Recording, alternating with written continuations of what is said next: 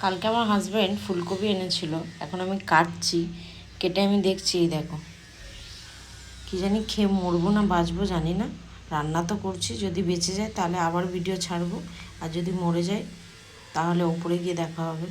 না মানে দেখা হবে মানে ওপর থেকে হাই হ্যালো করবো, কিন্তু সব ক্রেডিট আমার মরার আমার হাজব্যান্ডকে যাবে। এই ধরনের ফুলকপি এনেছে, এই ধরনের ফুলকপি এনেছে, দেখতেই পাচ্ছেন আপনি। সব জায়গায় এই রকমই আছে, এই দেখুন। তো জানি না বেঁচে থাকবো না।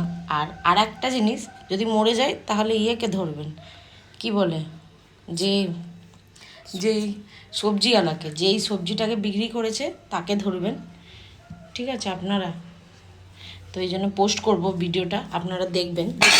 যদি দেখুন পড়ে যাচ্ছে, তার মানে চাইছে যে এই ফুলকপি আমরা না খাই, তাহলে প্লিজ অডিয়েন্স দেখবেন, যদি মরে টরে যায় তাহলে ওই ফুলকপিওয়ালাকেই ধরবে।